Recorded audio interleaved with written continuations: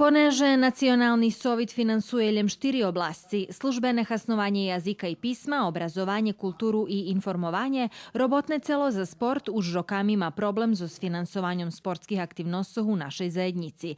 Schadzka zvolana na inicijativu predsjedatelja toho cela Ivana Papugi, na kotrej še najbarže bešedovalo o točki dnjovoho šora pod nazvu Robotne celo ščera nješka na jutre. Mi nješka mali Schadzku robotnoho cela za sport, котре основал Национални совет руснацок.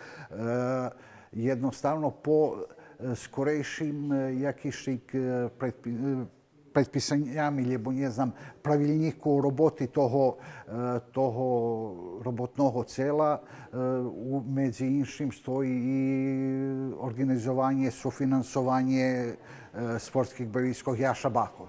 Počím taký teraz predpisania, toto robotne celo, toto veci ne može robiti. Znači, osnovna stvar, znači, perše še muši premenic, co robotne celo može robiti, znači da še toto prepatri tot pravilnik, že bi še to zrobelo perše i že bi še vecka znova zvolalo robotne celo i videlo jaki jeho zadatki i jak može, co može robiti po tim pravilniku. Pravilnik o roboti robotného cela za sport še muši prilagoditi terašnjej situaciji, odnosno praktično zakonu, odnosno tomu, co nam revizija nadpomla, že nerobíme, jak by to bol šor.